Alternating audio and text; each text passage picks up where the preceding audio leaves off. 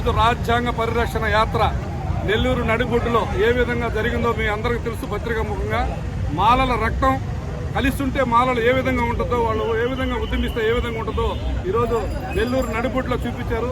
ఈ యొక్క రాజ్యాంగ పరిరక్షణ యాత్ర చేస్తున్న సోదరులు డాక్టర్ చెన్నకేశ్వరన్న గారు, దాసరి చెన్నకేశ్వరన్న గారు, మరి యొక్క సోదరులు రాష్ట్ర ఉద్యోగాల అధ్యక్షులు, మాల మహానాడు ఉద్యోగాల అధ్యక్షుడు తులిపి లక్ష్మబాబు గారు.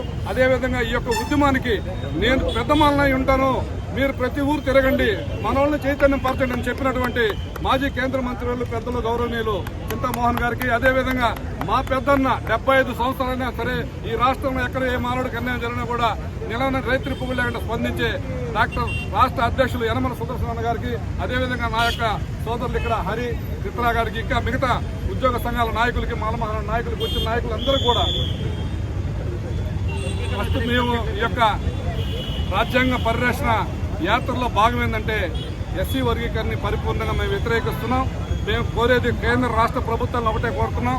8 రాష్ట్రాల్లో మోడీ గారి చేతి కింద ఉండేటువంటి ముఖ్యమంత్రులే అసెంబ్లీలో తీర్మానం చేశారు తప్పితే 29 రాష్ట్రాల్లో ఎక్కడ కూడా ఈ ఎస్సీ వర్గీకరణ తీర్మానం చేయలేదని కూడా ప్రతి ఒక్క మేధావి తెలుసుకోవాలని కూడా మేము ఈ యొక్క పత్రికాముఖంగా తెలియపరచుకుంటూ మా హక్కులు మేము సాధించుకునేందుకు మీ అందరికీ తెలుసు.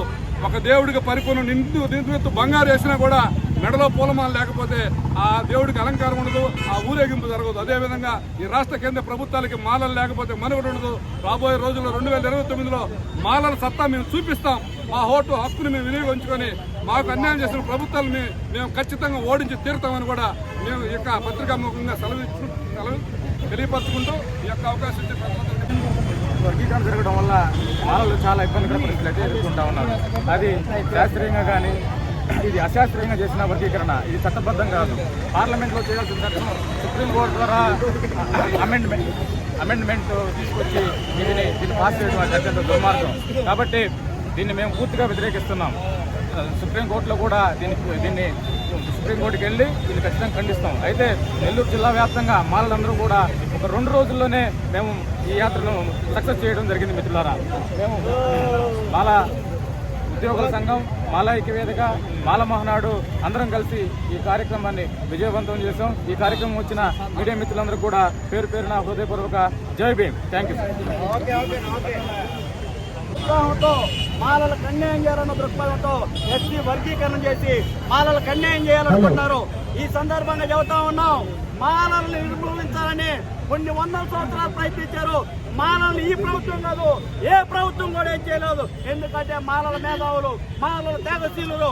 అందుకే చెబుతున్నాం, ఈ యొక్క రాష్ట్రంలో, ఈ యొక్క దేశంలో ఏ కులానికి అన్యాయం జరిగినా మొదటగా కేక వేసేది మాల కేక. అందుకే దళిత ప్రజానీకాన్ని చైతన్యం చేసి రాజ్యాధికారం తీసుకుపోకుండా మాలను అనుమదొక్కడానికి ప్రయత్నిస్తున్నారు. నిన్నగాక మనం చూసినటువంటి డిఎస్సీలో 65 మార్కులు వచ్చిన మాదిగులకు ఉద్యోగం వచ్చింది, 76 మార్కులు వచ్చిన మానులకు ఉద్యోగం రాలేదు. 350 మార్కులు వచ్చినటువంటి మాదిగులకి ఒక డాక్టర్ సీట్ వచ్చింది, 450 మార్కులు వచ్చినటువంటి మాలలకు రాలేదు. అదేవిధంగా వచ్చేసి ఈడబ్ల్యూఎస్ 71 మార్కులకు వచ్చింది, మాలలకు 76 మార్కులు కూడా. అంటే మేము ఓసీల కన్నా అభివృద్ధి చెందున్న మాలలవే. అందుకే చెబుతా ఉన్నాం, ఈ రాష్ట్రంలో అత్యధిక జనాభా కలిగిన ఒకే ఒక్క సింగిల్ లార్జెస్ట్ క్యాస్ట్ మాలలు. వీళ్ళందరూ కూడా 90 లక్షల మాలమే, 42 లక్షల మంది ఓటులతో నేస్త ప్రతి ఒక్కరికి బుద్ధి చెబుతామని హెచ్చరిస్తున్నాం. జై భీమ్.